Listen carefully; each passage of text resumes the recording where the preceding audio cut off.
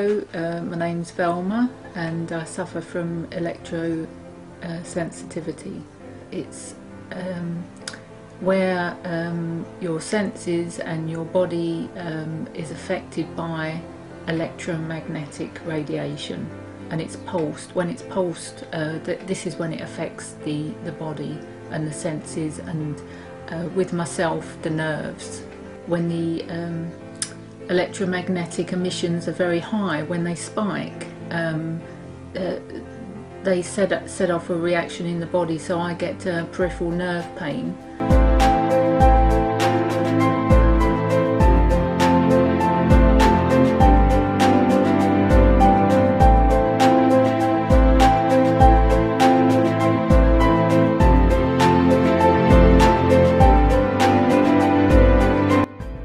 This is what's known as a Faraday cage, and it is metal shielding.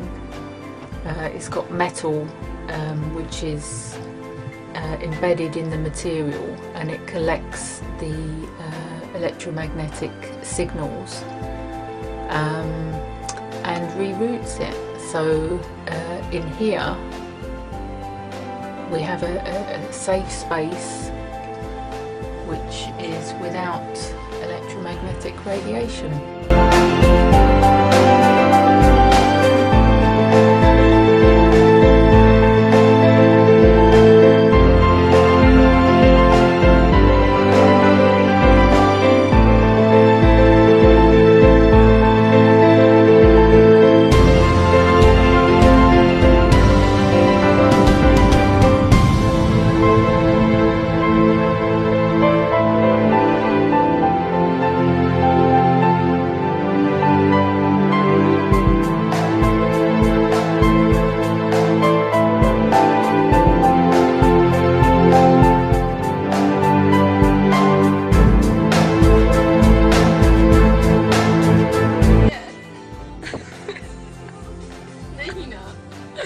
Recording!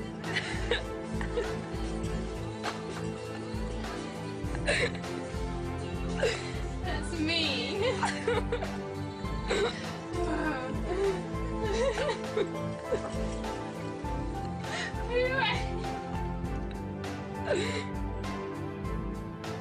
Kay is with us this morning. Don't laugh. Whatever you do, very good morning to you.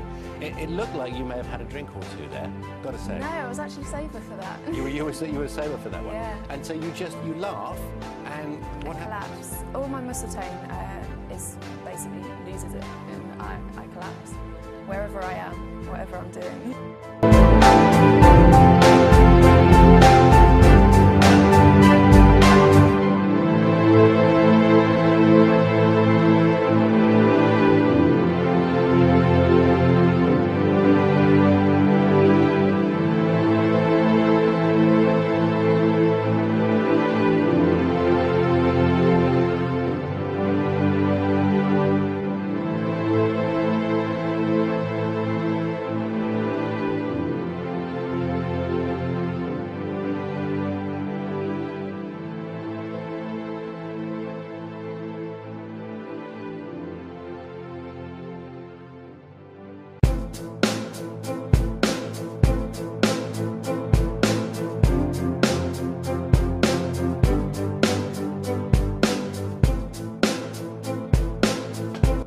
There are a number of reasons for hiccups, from eating too much too quickly or from drinking alcohol. But if it were only that simple for Chris. Unable to afford private healthcare, he's reliant on the NHS to help find a cure. I've had a brain scan, I've had a chest scan, I've had an abdomen scan, I've had 2 cameras down the throat, I've had 2 pH tests, like 2 tubes down the nose, 24-hour tests. I've had consultations in between.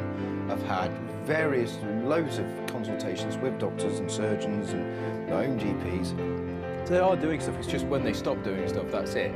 That's when I know I'm screwed on point. It has ruined my life, pretty much. You okay? Yeah, it's just always difficult to walk. Because you can't take breaths in the right places.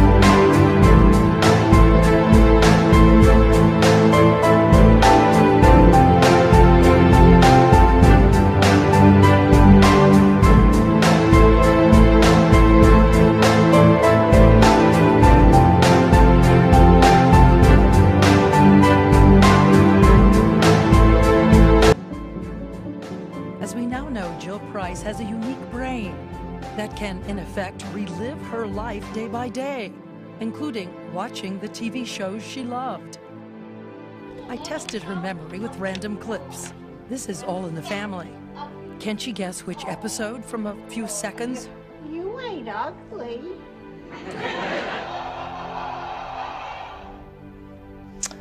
1975. She had her baby on the 22nd of December, 1975. And this was right before. She's right. By the way, she once helped work on a retrospective for CBS. She says she was 12 when she realized she'd begun to live two lives at once, the present and the past. Her mother, Roz. She was not easy. And that's because everything that was going through her head, she couldn't explain. Her brother, Mike. There were things I would think to myself, why don't you just get over that? She doesn't.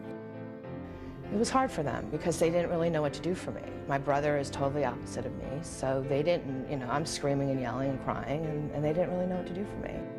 You can see the toll it seems to have taken on her year by year. This profound lesson she teaches about our memories, our lives. Is it possible our happiness and survival come from what we choose to edit, to forget? There is only one thing that did make a dramatic difference. 2002, she starts conversing online with a man named Jim Price. They meet, fall in love, and marry. He just got me right from the very beginning, and we laughed all the time, and he was my best friend. When she and Jim were together, it seemed like that was gone. That didn't matter. All the baggage of the memories that she had were kind of put away. For a few years, she had doctors to help her, a husband who adored her. Then, 2 years after the marriage, tragedy. Jim, a diabetic, died of a stroke at the age of 42. Another day to relive in full pain, over and over again. And we could say, time heals all wounds. Doesn't for her. In her book, The Woman Who Can't Forget, she says she's trying to learn to live forward, inspired by her husband, learning to laugh at her difficult gift.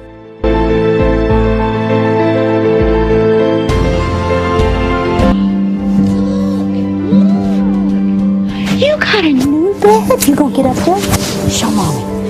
For 3-year-old Rhett Lamb, it wasn't long ago that saying goodnight to his mom and dad was nearly impossible.